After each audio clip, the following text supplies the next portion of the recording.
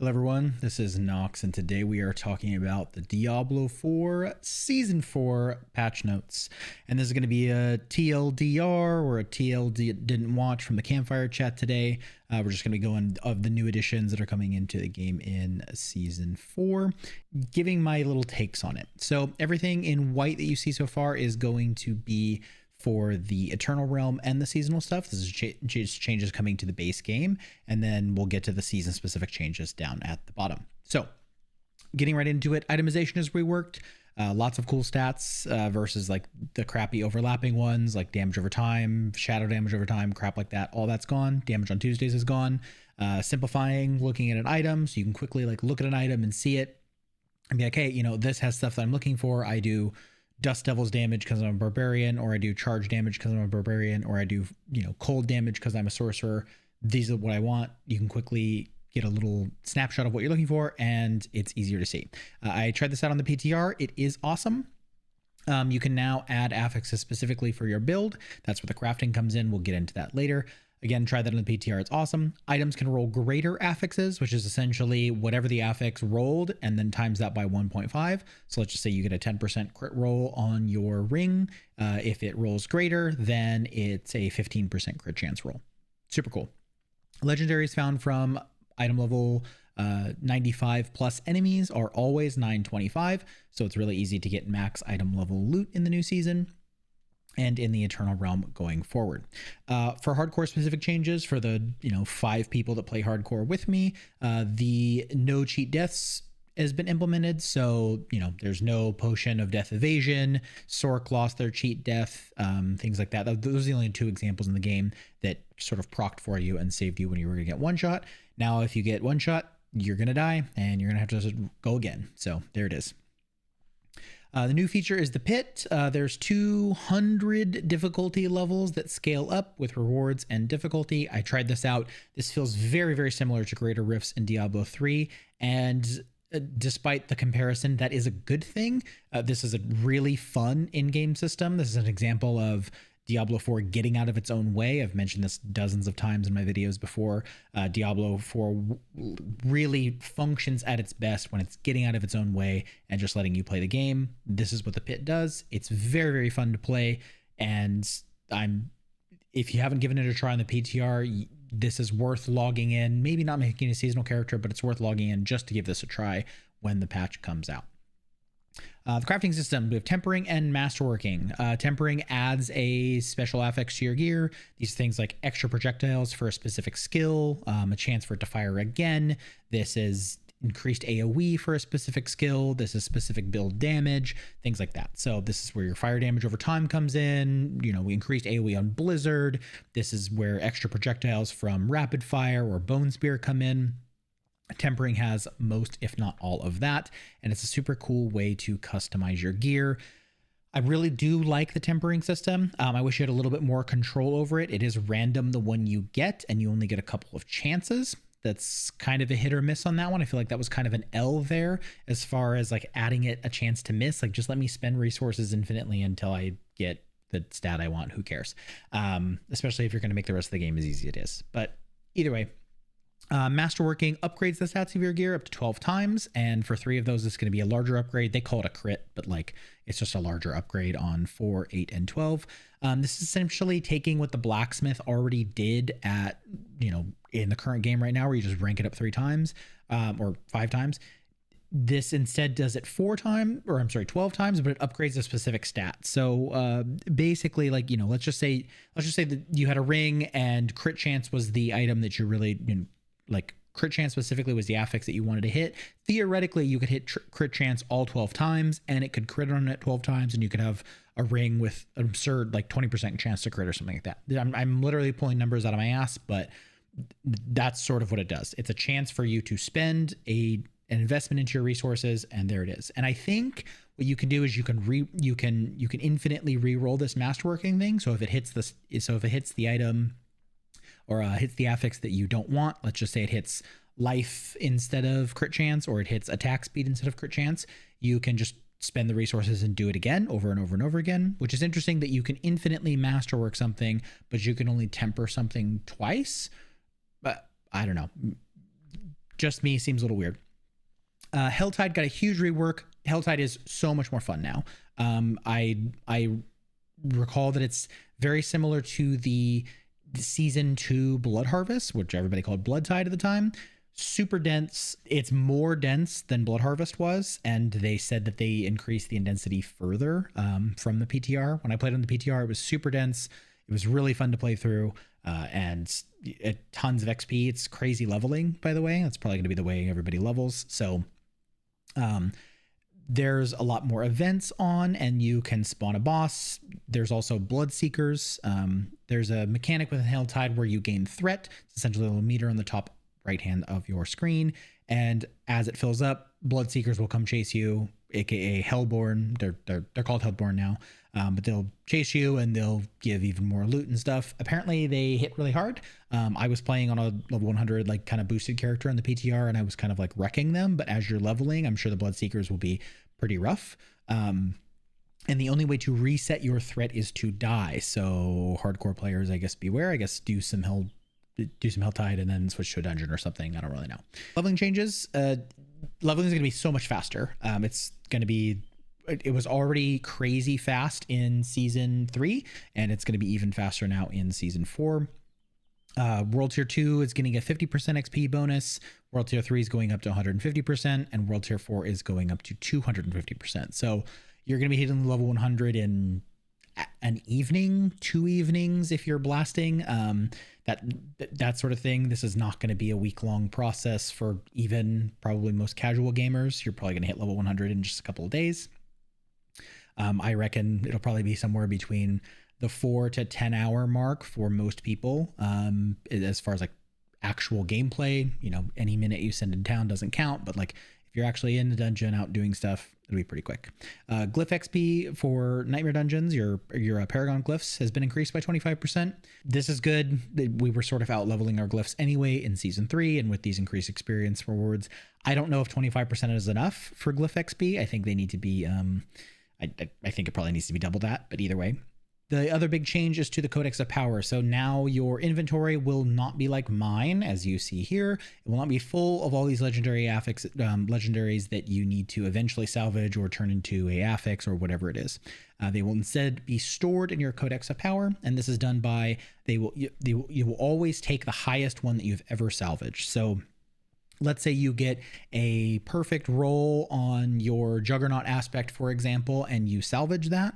It is now in your Codex of Power as a perfect roll every single time. And anytime you make a character, you can imprint that Juggernaut roll, that like Juggernaut of the perfect roll onto your piece of gear. To my understanding, it still does respect item level. So for example, if you're level 100, you grab a perfect roll of something that scales with item level. So Juggernaut is actually a really good example. And then you roll a level 1 character.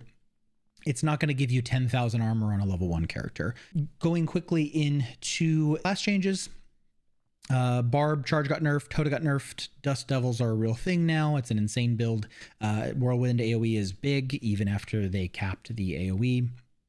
The PTR. Weapon Mastery, the actual like trait that you go and do the quest for, is buffed. Druid's Companions got buffed huge. They now inherit 100% of your stats. Hurricane got buffed. Generator build might be possible. A lot of the spirit boons were buffed. Necromancer, this is what everybody's talking about. Minions have buffed insane. They inherit 100% of your damage, and they have better AI from what I was playing. Like skeletons are like skeleton warriors are far more aggressive than they ever were before. They're not like dicking around over here like off the, they're like attacking where you're going. They can run ahead of you. They're really strong, and I'm super excited to play it. They have lots more utility. For example, bone mages can now cast bone spear. Golems are critting for billions. I've seen clips of like golems just one shot, like quintupling Uber Lilith's health in one melee. Yeah, whatever. We will see where the numbers end up, but they are very, very strong. I do not, this is something that I wanted to highlight here. Minion Necro will likely never be more powerful than it's going to be in season 4. So if you've been waiting for minions, this is the season. It's the season 4 season of minions. There you go. Rogue's got a new unique to basically make rapid fire shoot grenades. It's really cool. Range builds are on the rise. Most skills were buffed, specifically Flurry, which is one of my favorites, and Barrage Pierces with a high velocity aspect. Those are all cool things. For Shork, Hydra has 3 viable variants now. There's a Fire Crit, there's a Frozen Orb variant where the Hydras are throwing Frozen Orbs for you, and there's a Fire Dot build. And I think, I tested all 3 of these in the PTR, and they all work, and they all function very, very well. Frozen Orb was giga buffed. Lightning in general is giga buffed because of one of the aspects changes. Incinerate might be a build now, and Firebolt and Firewall are still very strong. As far as the miscellaneous changes, the Obols vendor now gives 925 loot at level 100. Elixirs are reworked, so there's less of them, but they're more powerful. So essentially, there's not going to be 5 different kinds of the same fire resistance elixir. It's just 2. There's a good one. There's a good one, and then there's a great one. So you just save the great one for the super hard content, and you use the good one for the rest of the time for the XP bonus. Crafting materials are simplified. There's no like flowers from each zone. They're just like there's flowers, and then there's rare flowers basically. And then uniques can be found in World Tier 1 and 2. So this is really good. This is really good for those builds that have like a build enabling unique. They haven't made a specific list of what can be found and what can't, but as soon as I know, you guys will know. Armor is now capped at 9230. So this is to get the 85% damage reduction cap from any level monster. This is how much armor you need. It's just something worth noting because that sort of damage reduction is important. So you'll notice all of the stuff above was for the Eternal Realm and the Seasonal Realm. So this is coming into the patch as soon as it drops. I'd be May 14th. So, 11 days or something like that. And beyond that, we have the season editions. So the season is just these 3 points here. And yeah, we'll get into it. They have an Iron Wolves quest line that gives some rewards, lots of gear, mats, and if you finish it, it gives you a Resplendent Spark. If you don't know what that is a crafting material it's one of the 4 required for you to craft an Uber unique. So that's cool.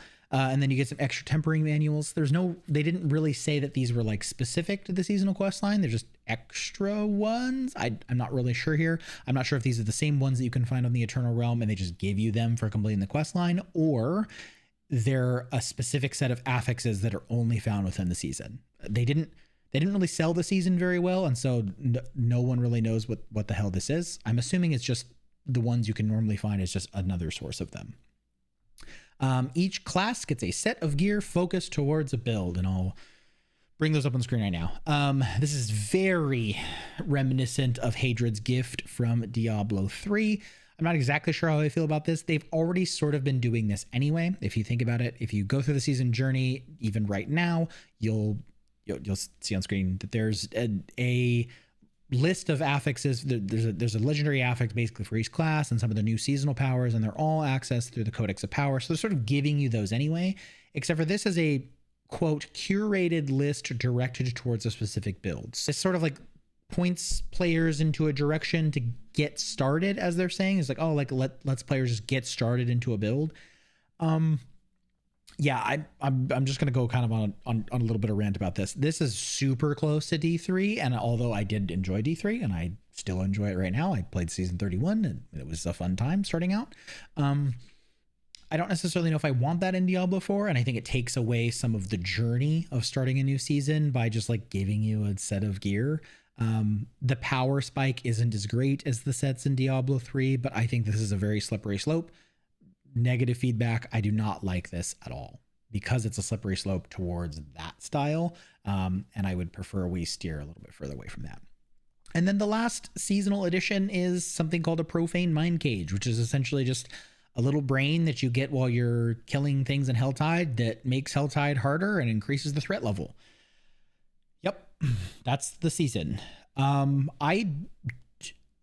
They mentioned in the PTR, like there was a Campfire chat before the PTR where they were talking about, okay, here's all the changes we're bringing into the base game, but there's going to be a lot more for season 4 that are just like season specific. This is not what I call a lot more. They need to stop using that a lot word for like 3 items. I understand that they like, this is a lot and this is awesome. I totally enjoy this, but there had to have been more planned for season 4, and I can only think that they pulled some of that like actual content back to do the stuff that they need to do to fix the base game. Now, I'm happy that they're fixing the base game. This is me not bitching about these changes. These changes are awesome. I'm just saying the actual seasonal stuff, seasonal specific, very light this time around. Lighter than usual, and it's already pretty light for an RPG ARPG season. So that's my 10 cents on that. We'll have to get it and play it and see how it is. I will say, as a person who played PTR, I played PTR with the intent of like testing some of the new things, writing some notes down, and then getting a video out. And what happened was I played the PTR and I lost track of time, and I was really enjoying myself. So that's a really good sign. Like I wasn't thinking about stopping and critiquing or taking notes or anything. I was just playing the game. And as I said before, this is a good example of Diablo 4 getting out of its own way and possibly making itself into a acceptable and reasonable game for the masses. I am excited to try out season 4. Let me know what you guys think in the comments below. Do you like these shifts towards the D3S gameplay with the pit and the Hadrig's gift? Let me know. I'll be making a follow-up video on the comparisons of Diablo 4 to Diablo 3 coming up soon. Thank you very much for watching, and I will see you guys next time.